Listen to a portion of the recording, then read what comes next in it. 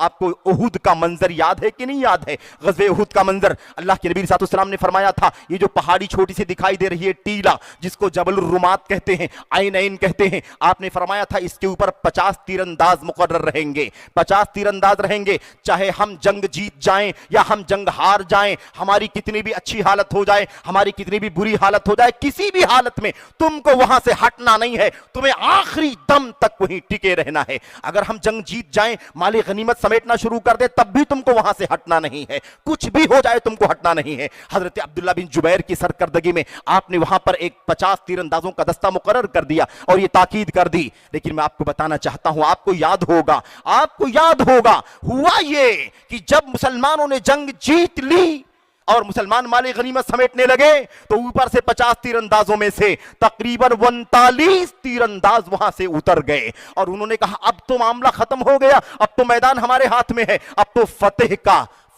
صحرا ہمارے ہاتھ میں آ چکا ہے، اب یہاں رہنے کی ضرورت کہاں باقی بچی، چلو ہم بھی مال غنیمت سمیٹنا شروع کر دیتے ہیں۔ اللہ اکبر۔ حضرت عبداللہ بن جبیر جو اللہ کے نبی علیہ السلام کی طرف سے مقرر تھے امیر، آپ نے فرمایا ہلومو الینا، میری طرف آؤ، میری بات سنو، مت جاؤ، نیچے مت اترو۔ انہوں نے کہا اب تو سارا مسئلہ ختم ہو چکا ہے، کیوں روکتے ہو؟ انہوں نے کہا ہمیں نہیں معلوم، اللہ کے نبی نے فرمایا تھا حالت کچھ بھی ہو جائے لیکن ہم کو یہاں سے نہیں اترنا ہے، جب تک نبی کریم صلی اللہ علیہ وسلم کا حکم نہ آ جائے، ہمیں آپ کی طرف سے اشارہ نہ مل جائے کہ اتر جاؤ، تب تک ہمیں نہیں اترنا۔ لیکن لوگ اتر گئے، 11 لوگ تقریباً باقی بچے، بقیہ سب لوگ اتر گئے۔ حالت کیا ہوئی؟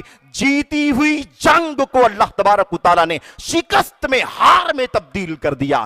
جب ہار گئے جیتی ہوئی جنگ تو صحابہ کرام کہنے لگے انا ھذا، ارے یہ کیسے ہو گیا، ایسا کیسے ہو گیا، ہم تو مال غنیمت سمیٹ رہے تھے، کہاں سے ایسی ہماری حالت ہو گئی؟ آپ جانتے ہیں ایک رسول کے حکم کی مخالفت کی، رسول کریم کے ایک حکم کی مخالفت کی، جیتی ہوئی جنگ ہار گئے۔ ابو سفیان، خالد بن ولید 200 گھوڑ سواروں کا لشکر لے کر کے پیچھے سے آئے اور مسلمانوں پر حملہ کر دیا، ادھر سے بھی لشکر، پیچھے سے پہاڑ، مسلمان پس گئے اور ایک جھٹکے میں 70 لوگ شہید ہو گئے۔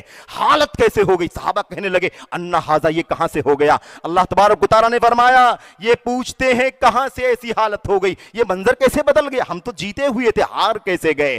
قل ہوا من عند انفسکم، اللہ کے نبی آپ بتا دیجئے یہ کوئی اور وجہ نہیں ہے، ہارنے کی وجہ تم ہو، تمہاری وجہ سے جنگ ہاری ہے، ورنہ اور کوئی وجہ نہیں ہے۔ تم نے رسول کے حکم کی مخالفت کی تو اللہ تعالیٰ حکم رسول کی مخالفت کے بعد عزت نہیں دیتا، عزت چھین کر کے ذلت میں ڈال دیتا ہے۔